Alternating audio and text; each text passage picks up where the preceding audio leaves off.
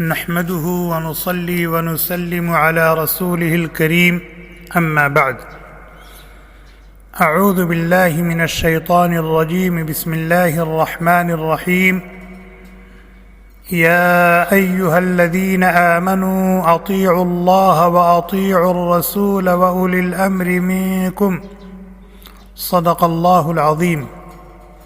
احباب گرامی قدر، السلام علیکم ورحمۃ اللہ وبرکاتہ. جیسا کہ آپ سب کو معلوم ہے کہ کرونا وائرس کی مہلک وبا سے بچاؤ کے پیش نظر احتیاطاً مساجد میں اقامت جمعہ و جماعات موقوف ہے.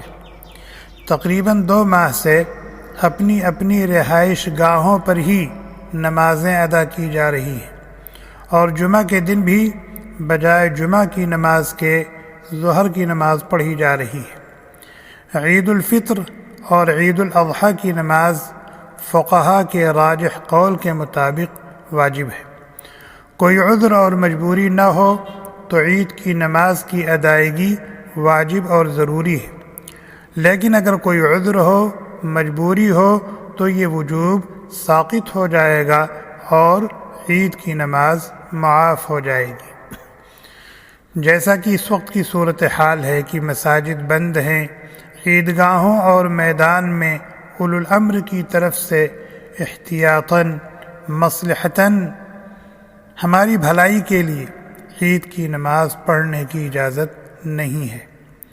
رہے ہمارے گھر، ہماری رہائش گاہیں، تو وہاں عید کی نماز درست نہیں ہے، اس لیے کہ شرائط صحت جمعہ و عیدین پائی نہیں جا رہی.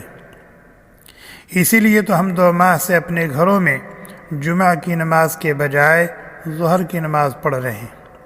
تو جہاں جمعہ کی نماز درست نہیں ہے وہاں عید کی نماز بھی درست نہیں ہے. اپنے گھروں میں اور اپنے کمروں میں عید کی نماز نہیں پڑھی جا سکتی، نہ جماعت سے نہ ہی انفراداً. البتہ جب عید کی نماز کا وقت شروع ہو جائے، یعنی صبح کو تقریباً 5:15 بجے کے بعد چاشت کی نیت سے 2 رکعت 4 رکعت نماز ادا کر لے اور اللہ تعالیٰ سے خوب دعا کر لے، جیسا کہ فقہ و فتاویٰ کی کتابوں میں فقہائے کرام اور مفتیان عظام نے اس کی صراحت کی ہے اور اس کو مستحب قرار دیا کہ اگر کسی کی عید کی نماز، عید الفطر کی نماز یا عید الاضحیٰ کی نماز رہ جائے، فوت ہو جائے، تو وہ چاشت کی نیت سے 2 رکعت 4 رکعت ادا کر لے اور اللہ تعالیٰ کی رحمت سے امید رکھے کہ اللہ تعالیٰ اس کو وہی اجر عطا فرمائیں گے. حضرت عبداللہ ابن مسعود رضی اللہ تعالی عنہ جلیل القدر صحابی ہیں. حضرت کا صریح قول اس سلسلے میں کتابوں میں موجود ہے. احباب فرداً فون کر رہے تھے، میسج بھیج رہے تھے اور اس تعلق سے سوالات کر رہے تھے.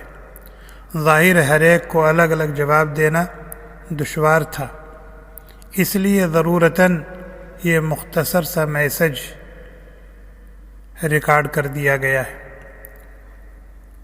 اللہ تعالی ہم سب کو اپنی مرضیات پر چلائیں، نامرضیات سے بچائیں، اپنے ایک ایک حکم کو بجا لانے کی توفیق عطا فرمائیں. بسم اللہ الرحمن الرحیم.